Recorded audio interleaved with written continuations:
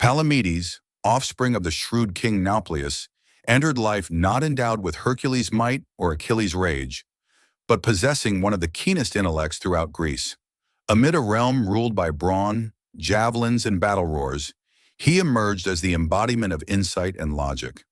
From youth, he earned praise for his extraordinary cleverness, his knack for settling quarrels, and his flair for devising innovations. He embodied a champion who refrained from grasping a blade as an initial choice. Yet his tactical foresight could shift a conflict's tide. Nevertheless, his tale lacks the imprint of triumphant festivities or monuments raised to his glory. It narrates the journey of a prudent figure in a savage era, a protagonist muted not by Trojan foes, but by the jealousy of his fellow comrades. Palamedes' sorrow stems not solely from his demise, but from the obscurity that ensued thereafter. Hailing from Euboea's isle, Palamedes inherited a venerable heritage sired by Nauplius, a seasoned seafarer and monarch versed in oceanic crafts. Early on, though, it became clear that Palamedes would transcend the role of a mere noble heir. As peers honed skills with blades and guards, he found delight in the enigmas of constellations, figures, language, and the subtle harmony within plain objects. Endowed with a luminous and inquisitive spirit, his peers hailed him as the creator of Greek alphabet characters, number systems, and even pastimes like dice and checkers, which doubled as amusement and mental drills for warriors. Within martial domains, his input proved just as precious. He devised methods for distributing provisions, scheduling duties, and relaying messages in the Greek encampment, a quiet yet crucial transformation during wartime. Yet Palamedes faced a formidable adversary, equal in guile in his personal nemesis, Odysseus, Ithaca's ruler. The friction igniting their enmity flared before Greek vessels even embarked toward Troy.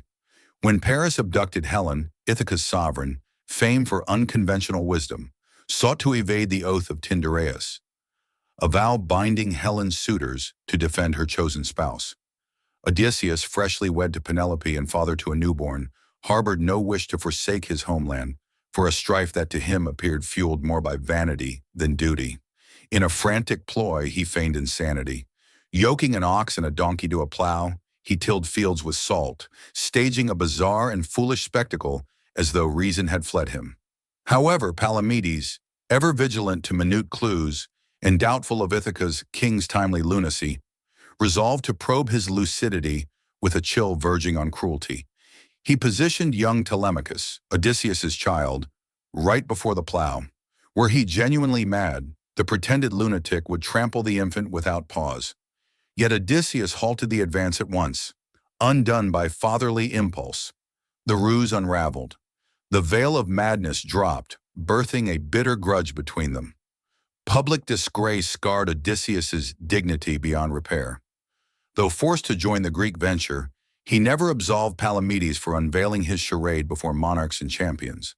From then, a hushed contention sprouted, nourished by resentment, bruised esteem, and suspicion. To Palamedes, it was simply an obligation to uphold the pact's integrity and the Greek mission. To Odysseus, it constituted a personal slight, an affront to his intellect and autonomy. Like any wound poorly mended, the strain would swell until it spilled into calamity. During the protracted and draining siege at Troy's gates, Palamedes swiftly rose as a cornerstone of Greek command. While numerous warriors excelled through vigor or godly descent, he shone via his calculated acumen and capacity to preserve calm amid turmoil. His concepts reshaped the blockade into a more unified endeavor, sparing lives and boosting troop effectiveness. Among fighters, he garnered esteem. Among rulers, admiration mingled often with envy. He was a man who rendered effortless what others dared not contemplate, but his radiance started to irk. Odysseus, though likewise renowned for wit, perceived Palamedes' innate aptitude as a persistent peril.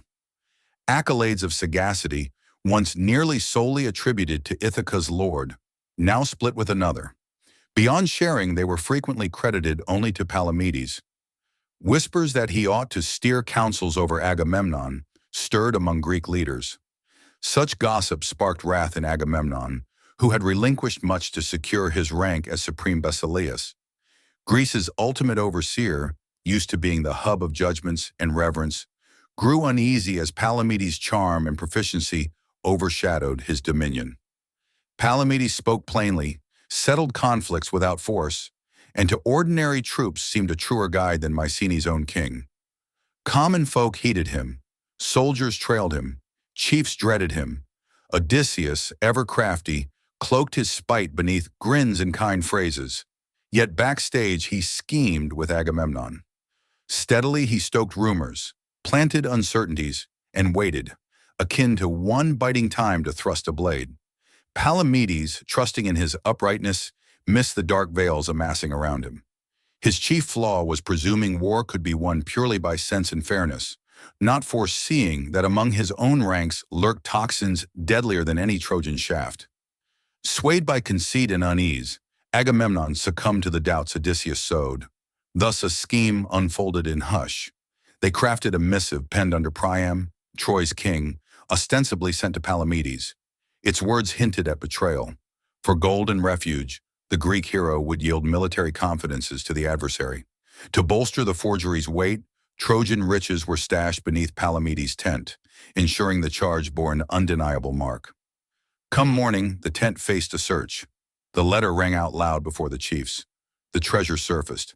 Palamedes, caught off guard, strove to protest fiercely, but no just hearing or voice was granted. Odysseus stayed mute, feigning grief. Agamemnon upheld the truth of the claim with his office's clout. No other kings ventured to step in. Jealousy and spite prevailed. In his final utterance, he declared no dread of death, but pity for truth, which would perish before him. Denied a plea, the camp's wisest soul was sentenced to death for treachery. Thus Palamedes met his end, stoned by his own kin. No Trojan lance grazed him. He fell not to foes, but to allies' unfairness. Palamedes' passing was more than an outrage. It gashed the Achaean honor wide. Yet amid the hero's complicit quiet, one refused to let such a wrong pass unanswered. Nauplius, father of the doomed, hearing of his son's stoning, shed no tears before his court, nor rent his robes as other sires might. Instead, he vowed retribution. Nauplius spread tales of the lavish existence kings led in Troy, with fresh captives they deemed as mates, thus rousing wives to betray their spouses ere their war return. Among them stood Clytemnestra, Agamemnon's bride, who would slay her lord upon his homecoming. Each deceit, each ruin, each shattered hearth became to Nauplius a tacit tribute to his wronged offspring's memory. Nauplius grasped he could not muster forces against the kings who betrayed his son. Yet he mastered the lore of shores and harbors, fickle gales, and celestial guides of vessels. His vendetta lingered unfinished, so he bided time. When Troy's war concluded and Greek ships sailed homeward, he awaited them on marine trails. With deceptive beacons lit atop perilous coastal crags, he misled Agamemnon's fleet and others, drawing crafts to fatal wrecks. The hulls splintered on rocks. As years rolled by, Palamedes faded from war's formal chronicles. Bards lauded Achilles' exploits, Odysseus' psalms and woes. But Palamedes, his namefolk shunned to speak. His recollection proved too troubling, his lot too ignominious for victors to extol. The hero who lent order, logic, and kindness to Troy's encirclement dwindled to a shade history forgot. His saga resounds as a caution. Justice among mortals suffices not. One must also endure their conceits. The hero who tutored Greece to tally, scribe, and ponder was undone by those unable to stomach being outdone in merit.